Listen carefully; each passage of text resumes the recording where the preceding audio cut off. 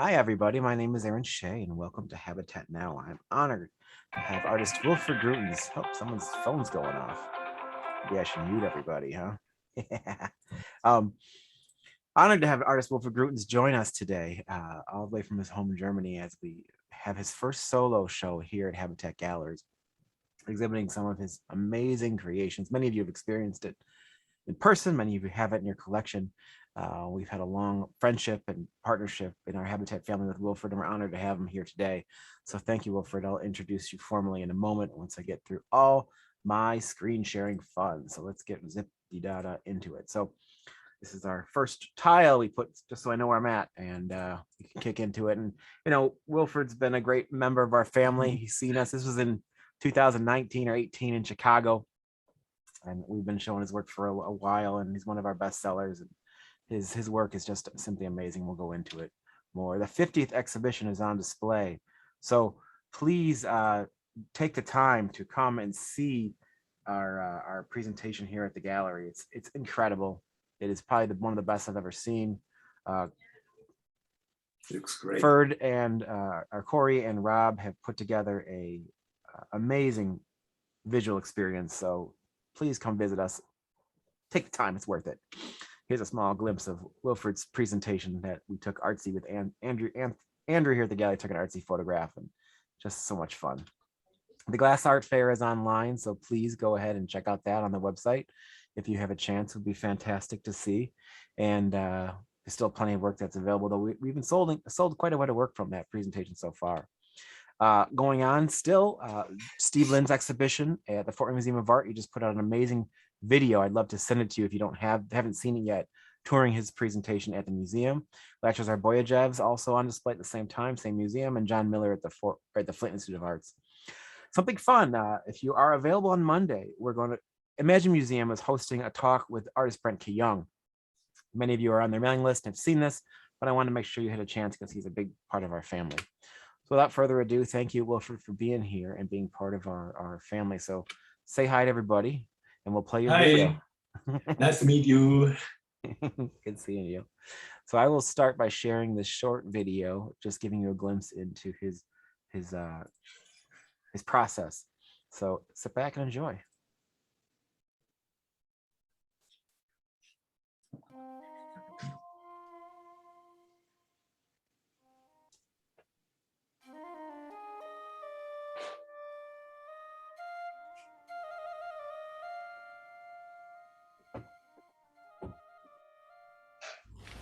Hello everybody, nice to see you in my home and on my working place as well.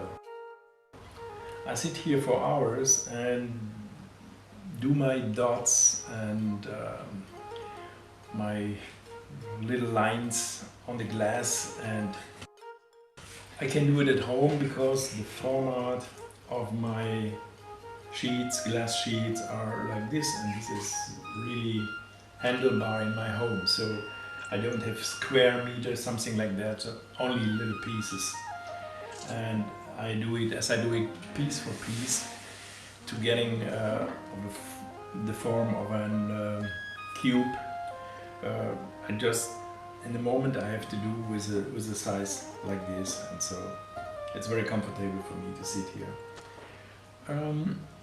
I want to tell you a little bit about my inspiration, which comes from colors of calyx, plants, stones, life forms from the sea, such as shellfish, jellyfish and sea anemone, and create an inexhaustible inspirational source for me. I have to tell you, the illustrated book Kunstformen der Natur, Art Forms in Nature, by the German zoologist Ernst Haeckel, had an immense influence on the fantasy world of my youth and is once again reflected in my current work.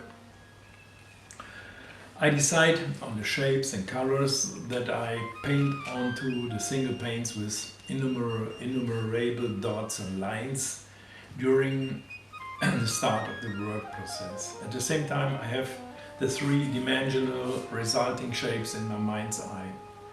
For me, that is going to be a little bit of meditation, I would say. And I hope that my artifacts I create in their own aesthetics give the viewer as much pleasure and fascination as I enjoy, thereby sparing any further questions. Just enjoy my work. Okay, thanks for listening.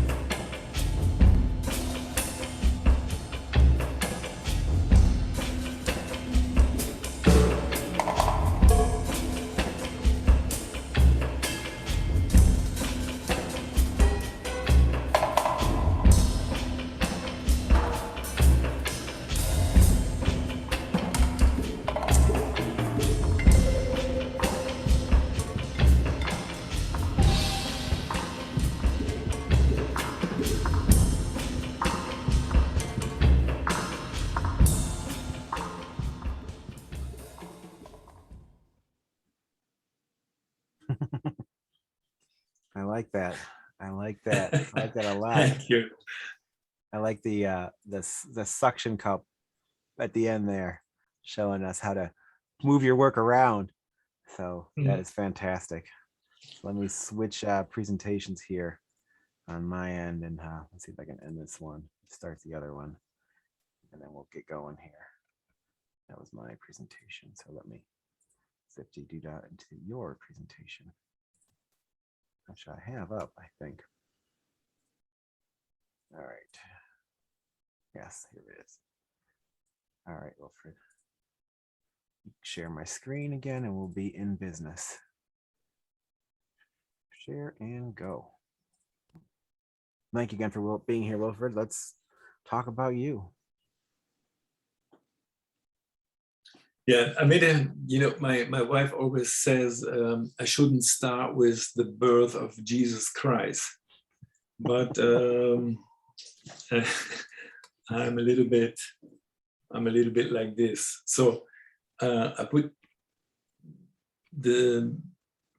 I start with my thing in 1969 when I got the first connecting with art glass, I would say. And I was trained as a glass and porcelain painter in a very famous studio, which was working for the Pope. They made the windows in the Sixtinian Chapel, and also in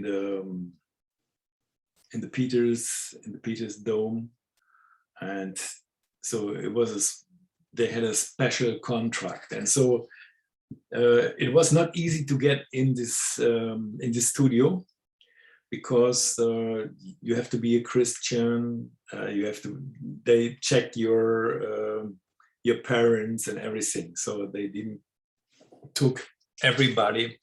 But I had the luck. I couldn't start my training there, and I could learn really a lot about glass, especially glass painting, of course, and stained glass and things like that. And I had a lot of connections to very famous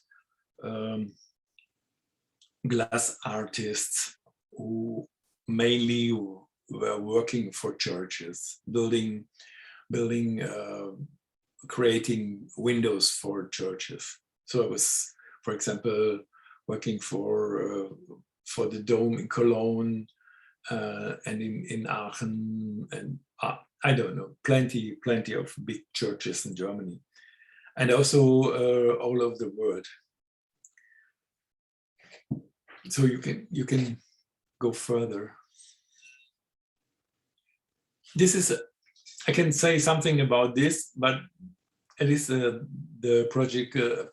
prodigal son from Hieronymus Bosch, and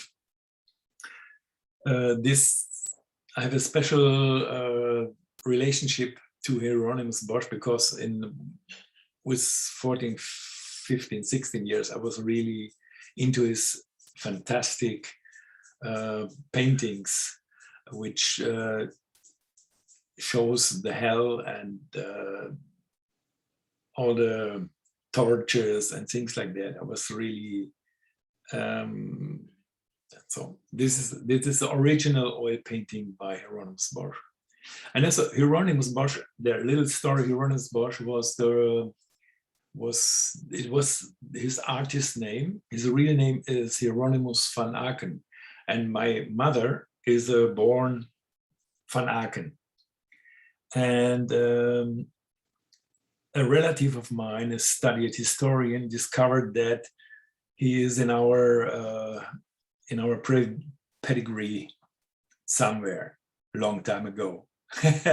So that doesn't matter, but I liked him also without to be in relationship to him. That's funny.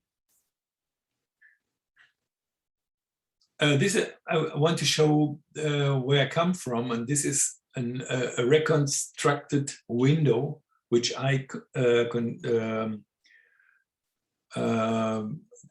repaired and make renewed. And if you go further, you see some details out of this window and how they look before and afterwards, after I worked on it. You see here on the left side, whole parts are missing and broken. And so on the right side, you see the renewed thing. Very interesting. You can go further. Yeah, this is real glass painting. This one, you see the jacket is completely destroyed, the head and everything. And this, with this I made for decades I made my money with work like this. It is interesting work, and it's awesome. Yeah, from the 1970s, when I finished my training, I stopped, and I was really interested in music, and so I took any possibility to go around the world, especially in Egypt, Morocco, Turkey, Syria. So, and this is a little sketch I made at that time. And what I recognize is that you find Coca-Cola all over the world, everywhere. You know, you go somewhere in a kraal in Africa, and you find a Coca-Cola for sure. But what I also recognize that it was not always cool. You know, and a warm Coca-Cola is like a cold coffee. Correct. Yeah. Yeah, I was in the 1980s. I was thinking about to be a musician. As you hear, the music was in the film before I made, also by myself, and it took me a few years to recognize that it is still until you have a hit, you land a hit somewhere in a parade or something in a getting played in the radio. Till this time, it is really hard to live from music. You know, you're always on tour, and you earn some money, yeah, but then the engine of the car breaks, or you have to get new equipment, something. You know, the money comes, the money goes. It is. What was your instrument? What was your instrument you played? I was at that time. I was playing trumpet. Aha. Yeah. Gotcha. Yep. Understand the life of a musician. Yeah. And then when I start my family, I would say, I moved to Hadamar and was thinking about making my master degree in glass painting. That was possible in Hadamar. We have 3 schools for teaching glass. Doesn't matter what, blowing, melting, as a hot glass, warm glass, cold glass. So it's one is in Hadamar, one in Frauenau, and one in Hörgrenzhausen. And I was living in Munich, born in Cleve, that means south, and then the north, and this Hadamar is exactly in the middle, near Frankfurt.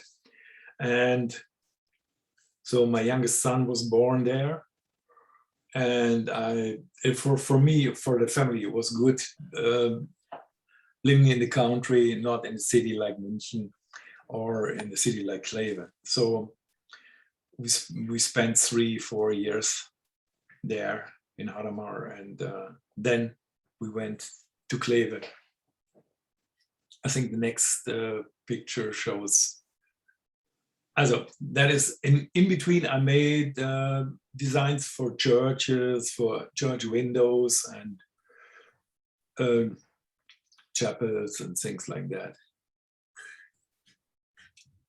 So this is my atelier for over 25 years on the right side, and it was in an old Benstorp. It was called the building, and it was a factory for making chocolate.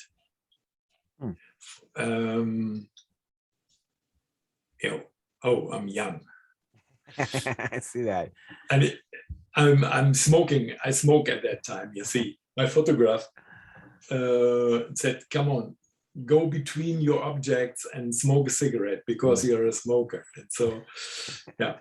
And it was at that time I was starting to cut glass and stuck and glue it. And these are objects like this. I make a lot of springs, so with water, going water on it, and you can go further. And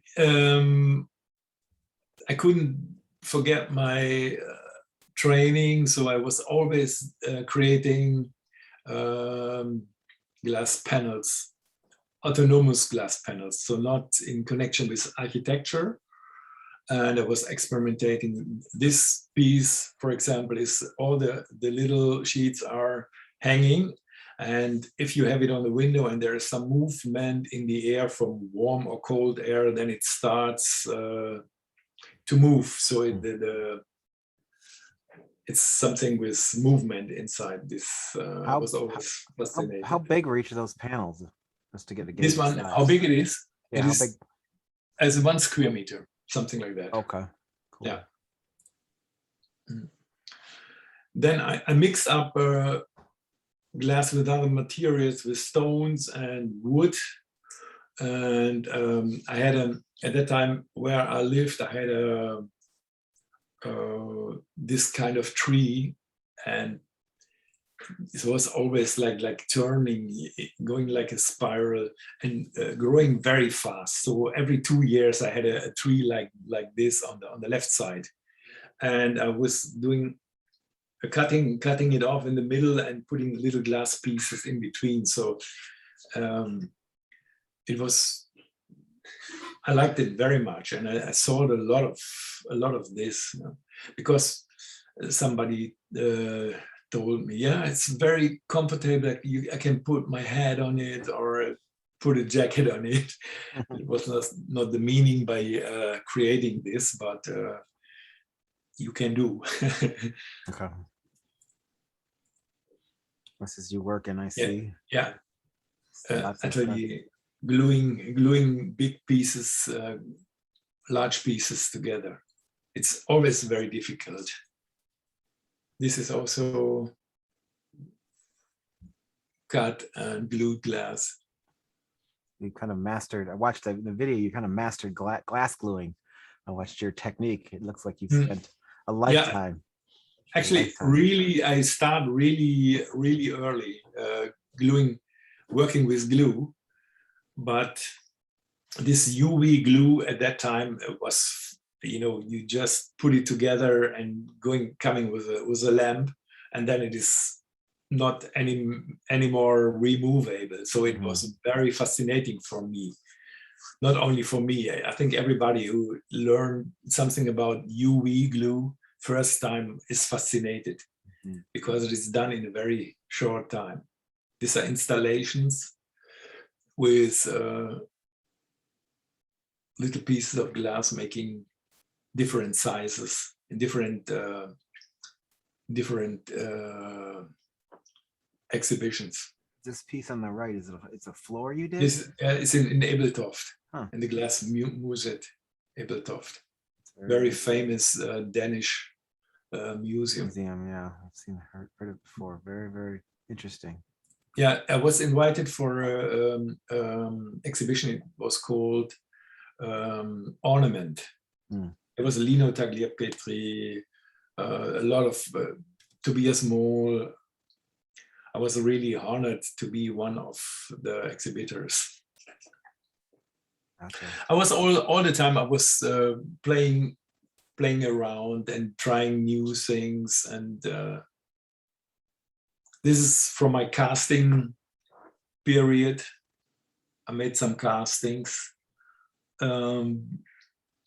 but also bigger ones. This one I made in the Michael Barron's studio. Yeah, we have that piece on the left in the gallery, right? Yeah. Not the table, just the piece. Yeah, the right one is in the museum, in the glass museum in Coesfeld-Letter, the Ernsting Stiftung in Germany.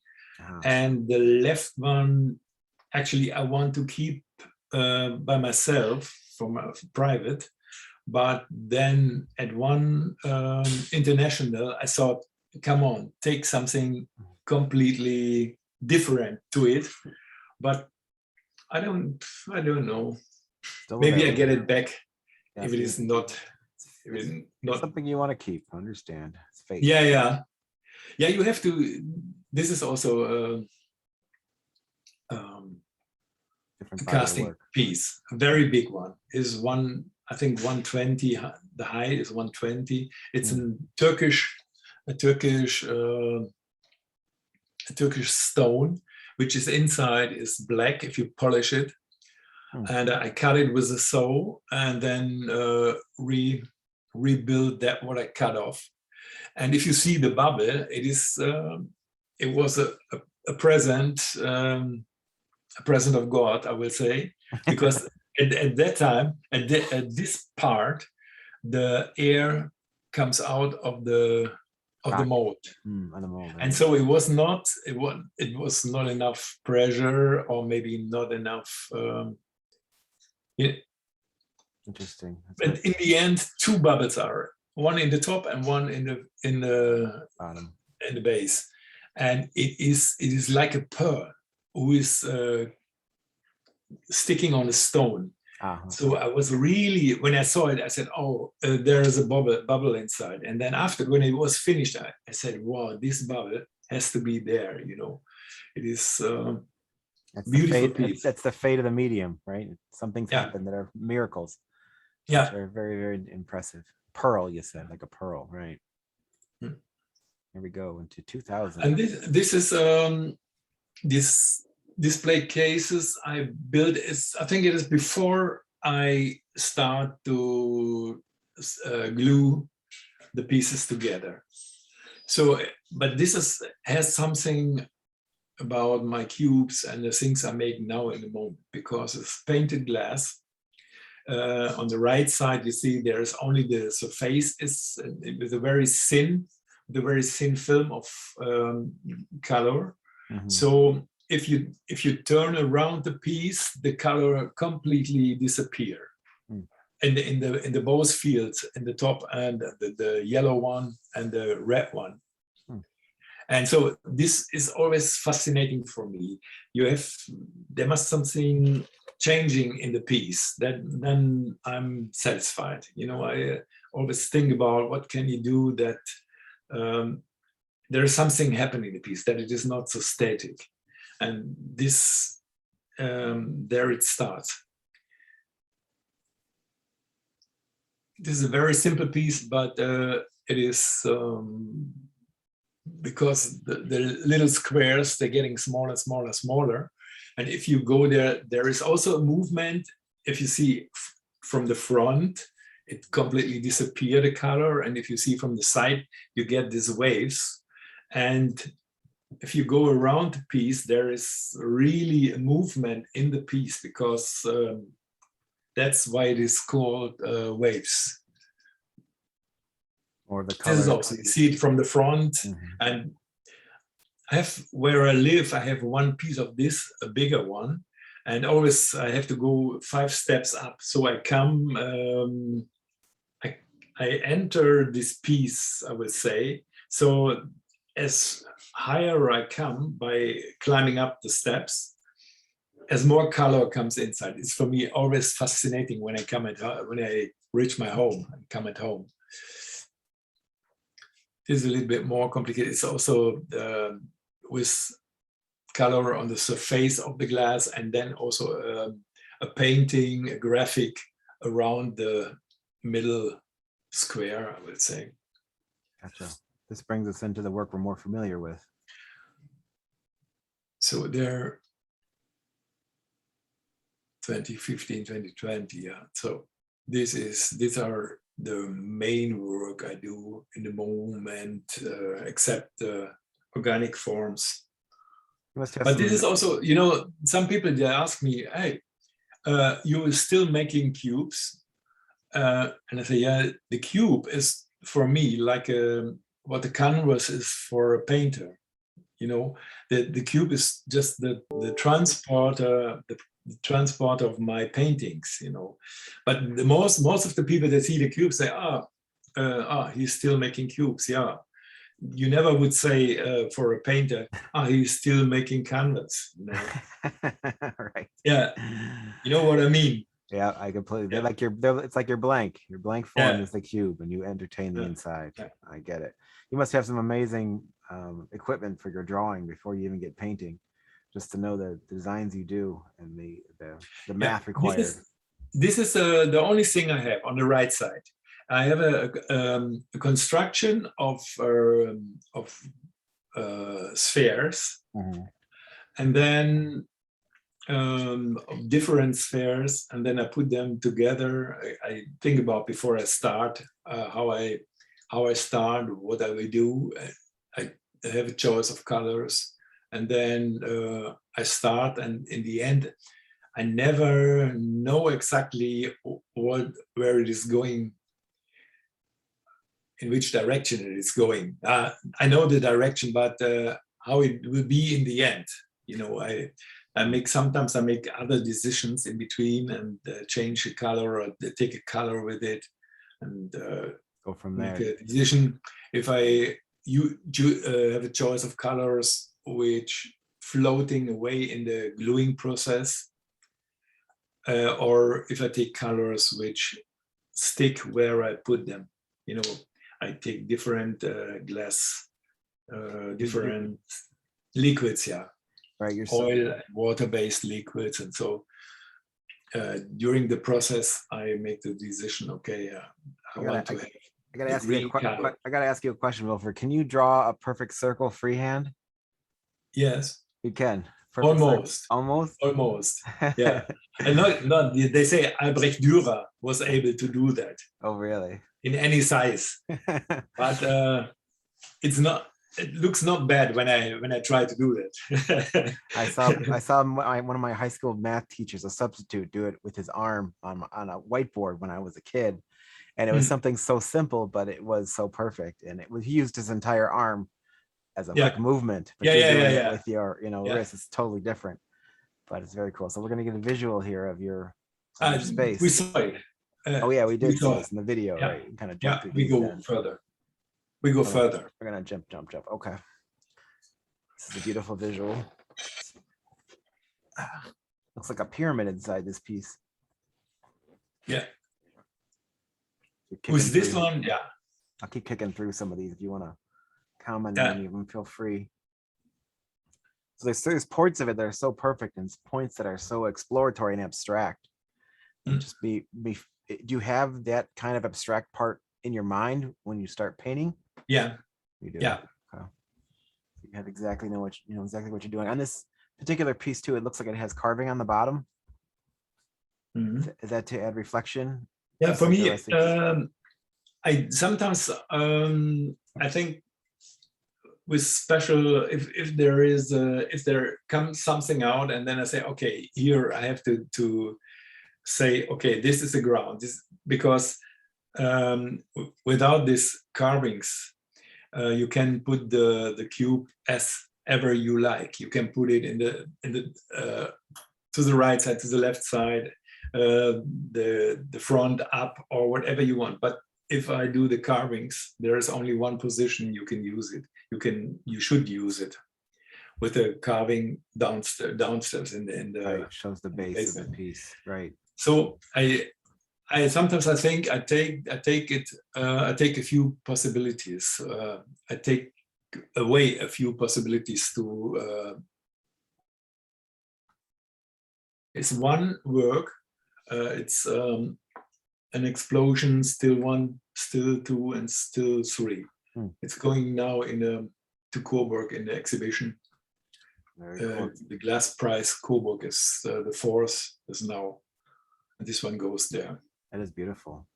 I love the way they work together, and they're a single piece you mentioned, and must have been fun to see that come together. It's always great too to see the professional photo, because when you see it in your studio and versus when you start seeing it lit up properly, it's got to be life-changing. This is some of the process shots. Yeah, it's some pictures from the work in between. So from the top, it looks already like a sphere. This is one of the pieces that are in our show here at Habatat. I love that. In the room. Because you have actually you have two pieces. Huh? You have from one side it is red orange, and from the other side it is green. And from the green side you see the orange coming through from the middle, and from the aura around. And from the red side you can have an idea of that there is something green when you look from the mirroring the green side from the back of the cube. This Changes, is yeah. That's very fun. Sometimes we put them on forgot the term, but a turntable of some sort. Yeah, that's the best. Right. This is a turntable piece. So we got a question from the audience, and we saw how the cubes are made. Can you explain a little bit about the oval and round pieces, how those are made?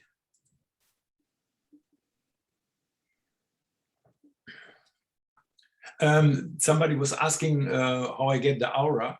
I can just explain. I told before that I work with different paint mediums, so like water and oil. And the oil medium is when I put much oil inside and let it dry. Then in the floating, in the gluing process,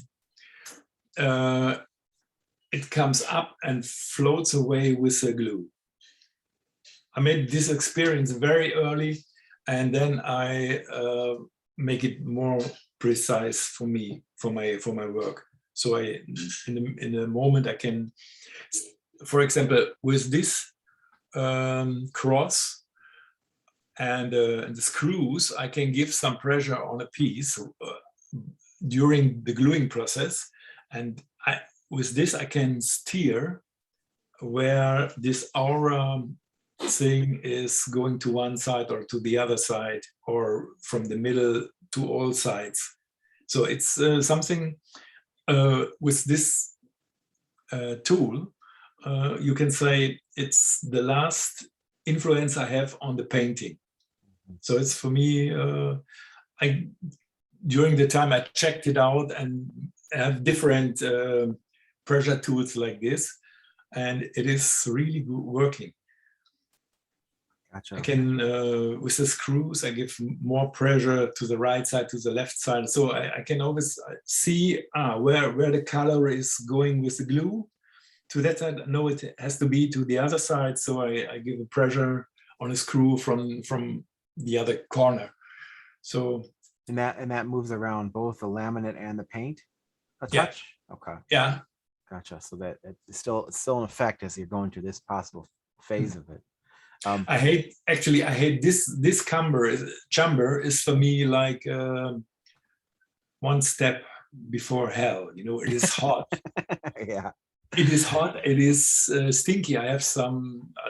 Of course, I get fresh air, and the air is going out. I have some filters and everything, but the noise is unbelievable. It's like so. For that reason, I wear speakers in my ear, headphones, and in the moment I'm going to buy a new headphone which can absorb the noise from the outside. So all the frequencies are around, they get filtered and disappear. So you just hear what you get from the headphone.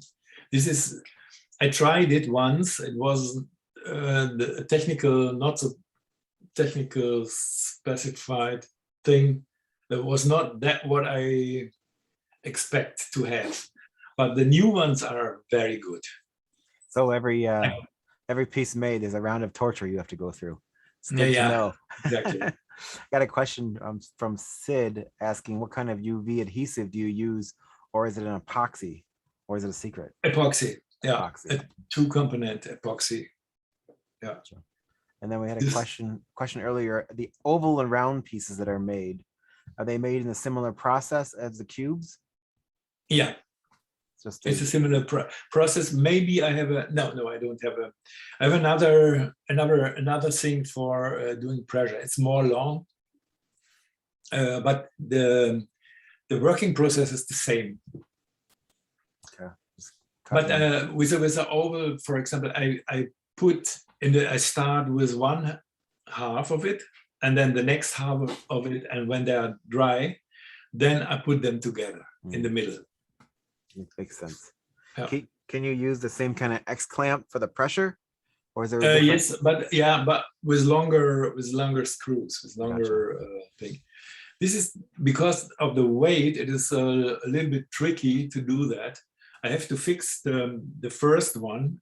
Mostly, I glue two big pieces of glass on the top and in the basement, Mm-hmm. so that the half with say the half sphere is standing by itself. So because I cannot put it somewhere with a stand of 5 by 5 centimeter.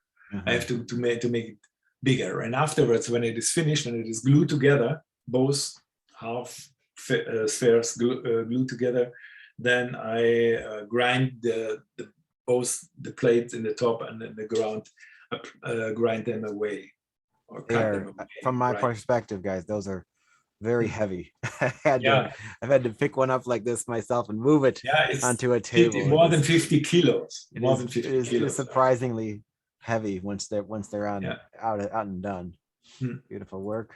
This is you finishing in your studio. This is my old part of my studio.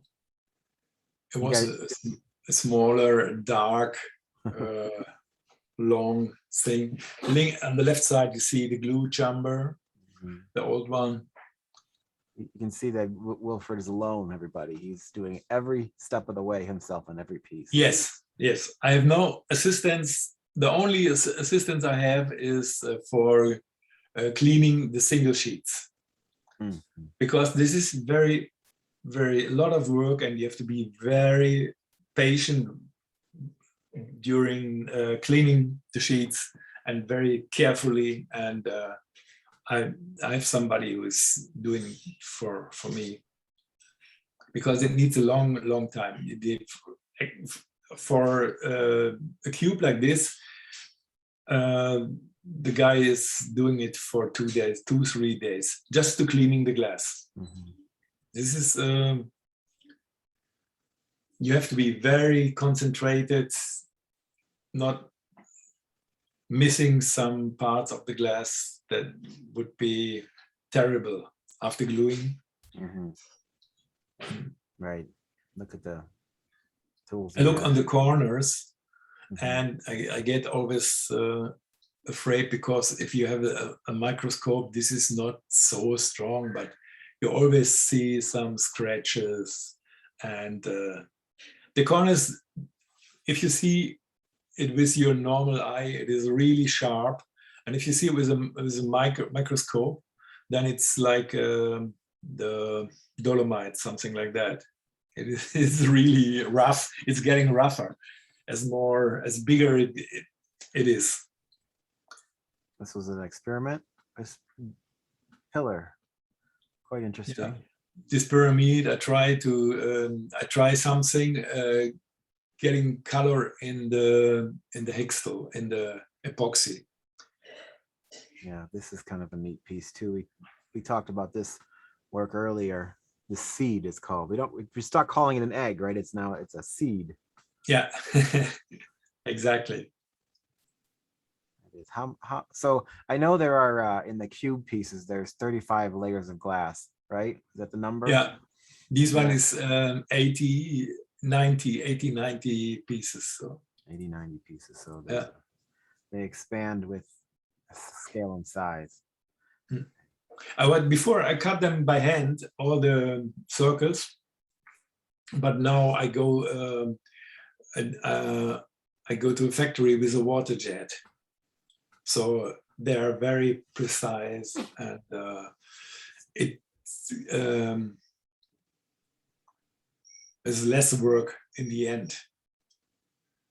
It's beautiful. It's more expensive when I let them cut, but in the end, it's less work. So it's getting balanced.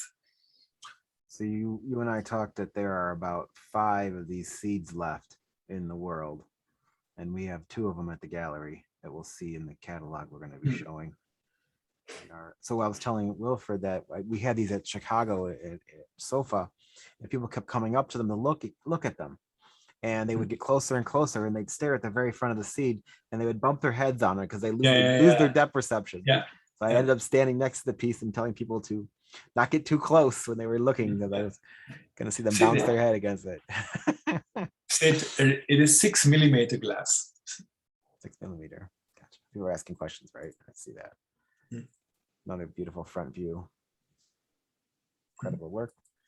This is So, in the moment. It is in the museum in Lenich. It's a glass museum of glass painting, and I have an exhibition there right, with my colleagues.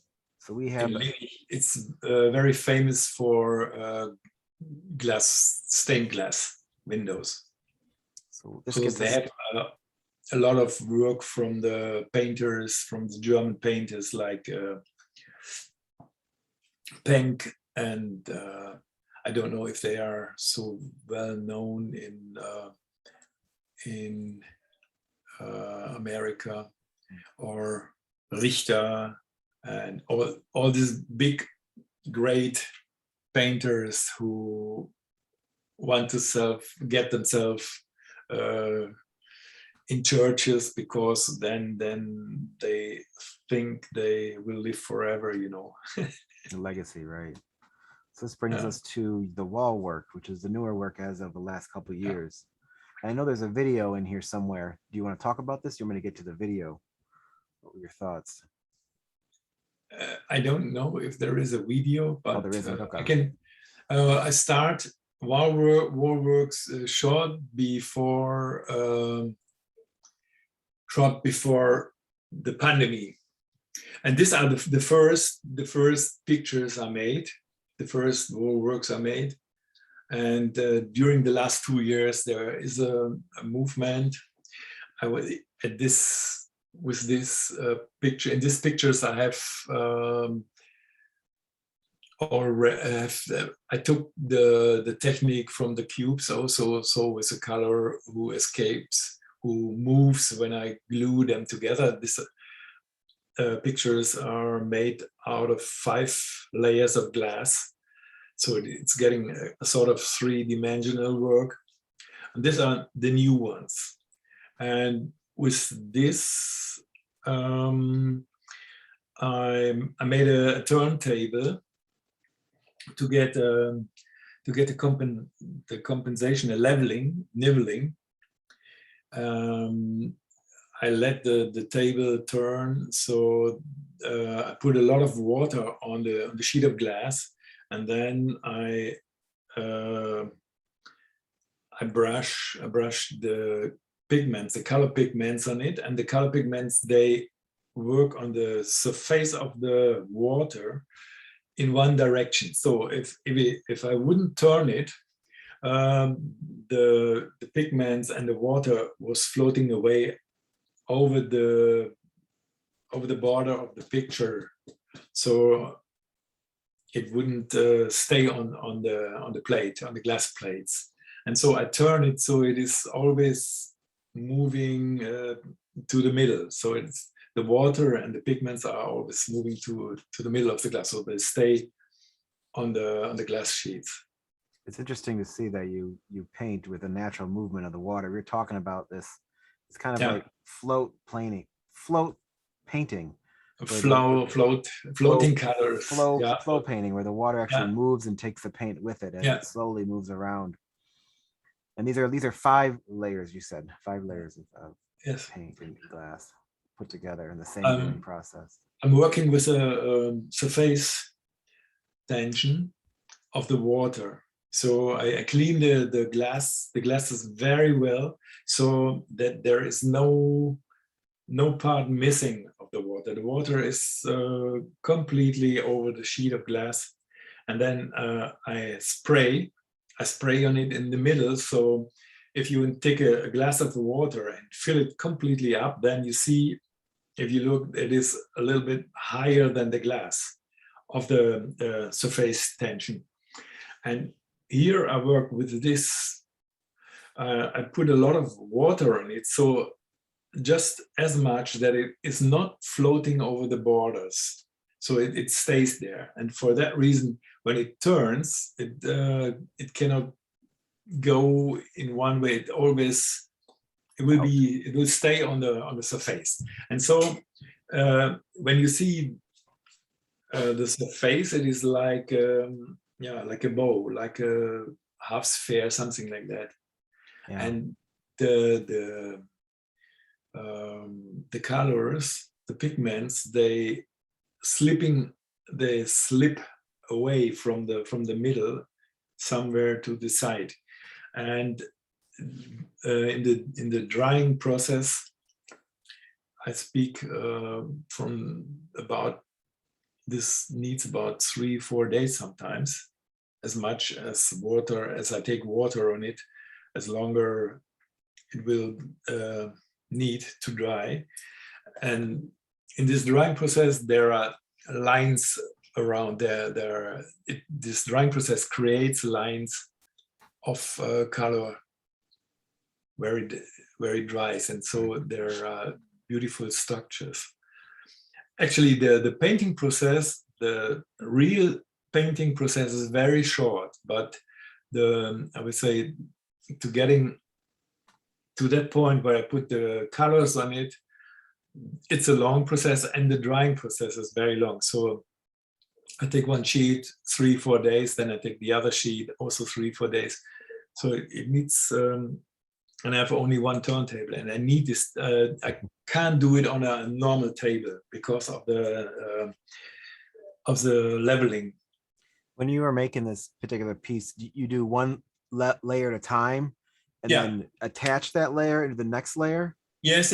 Okay. And sometimes, it has to match. It has to match together, come together. So sometimes I put one layer away and take another one and try and change them. Take that what is lying down, I take in the top, or I take that from the top, I take it in the middle. So I'm going to play with it. It is like this. I come in the morning. I prepare in the evening. I prepare the sheet and make it very clear in the morning. I start painting one sheet, and then it's turning for days. And so the moment, or the time I make this painting is maybe 1 hour, something like that. And lots and lots of time drawing. Yeah. I gotcha. Well, it's good to know how that process works. I'm assuming you have you ever done one and you're like, this is wrong, and wiped it all off and started again? Sorry. When you do it, let's say you do a panel, and then you do the next panel, and the next panel's wrong. Yeah. You clean it off and start again. Yes, exactly. Yeah, so it's perfect, right? Well, thanks guys for joining us today. We're going to take a quick glimpse through the catalog you'll all be receiving.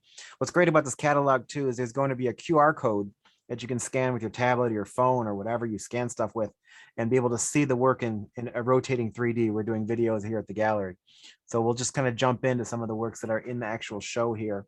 Some of them have sold already, and I'll let you know who and when, but it's an amazing exhibition to see and a large exhibition to see of Wilfried's work. And each piece is obviously, as you already know, unique and made of the multiple panels of glass. So let's kind of kick through these. This work was in the presentation. I actually have a 3D video of it I might show later if we're still around. This one did sell, the orange and green piece, and as Wilfried said, it kind of changes in color as it turns, which is quite beautiful. This is one of the seeds called ellipsoid 1, one of the last 5 eggs that are available we have at the gallery. Just beautiful and incredible layers of work to create this actual piece. This piece is interesting. This is the old missing piece. So yeah, exactly. Wilfried sent us this piece in 2018, and no one took it out of the box. And when we came to plan the show, and we were working through the vault, we pulled it out and found it. And so we were able to pull out a mystery piece that's been sitting at the gallery hidden away. So it's been waiting for somebody, because this thing would have definitely sold a long time ago, and I'm glad it's now out on display. And I have a price list for these works if you're interested. I'll emailing everybody a newsletter later with the works in it too. The other egg we have available from the artist, and there are maybe some others in his studio if you like this particular size and style. One of the rare pieces I've seen him make, the sphere, and so this was done in the same kind of manner. An impressive work. otherworldly is the best way I describe some of these pieces, as if you're traveling through a different dimension. And this is a larger piece at 11 by 11. Wilfried is offering. This is the cover piece for the show. This work is on display in the gallery called Closed Vessel 3, and it's massive at 14 by 14. And this is the kind of work that we work on together, where the piece itself sits kind of vertically and or horizontally, and you can kind of tilt it. Well, we figured out a way to tilt it more using small pieces of rubber hose that can actually tilt it up a little more, creating the tension it needs and the friction so it doesn't slide all the way back down. And this work has sold and found a home. It is an incredible work, and we're looking forward to seeing more by the artist. Continue robot here. This is a piece called Gemini 3 that's on display in the gallery, a smaller half sphere, exploring the universe at the rose or pink or purple. This piece, Gemini 1, has sold, half circle piece, another incredible example of his work. And like I said, you'll be getting a copy of this catalog in the mail with the QR codes. This one's a fun one that we have called White, exploring the space. And this looks like, to me, something organic, as if you're looking through a microscope. Each layer hand painted by Wilfried, just incredible work. Another wonderful work called Red, Yellow, Anamosa. And they're around all the same 8 by 8 by 8 by 8 and 3/4, 8 and 3/4, 8 and 3/4. And usually we try to recommend people, like I was telling you earlier, to have them on a rotating base of some sort so you can actually experience them. And now we're on to some of the panel works that we have. So these are quite large. Ignore that dimension on the screen, but these are about 31 inches in width and height, and the depth's about an inch and a quarter. And these are new, and we're really excited to be offering them, and have sold at least 1 or 2 of them, but in the past, and we're just so impressed with these works that can go on the wall. And they have this really impressive finished metal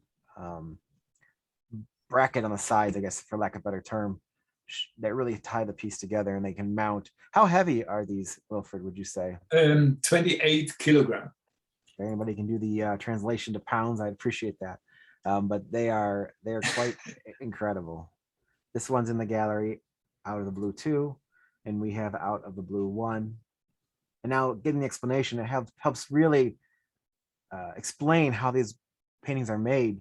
His works in the cubes and the spheres are so specific and hand painted and work together, and these are naturally painted with the flow system that come up with something almost completely natural in the movement of the work.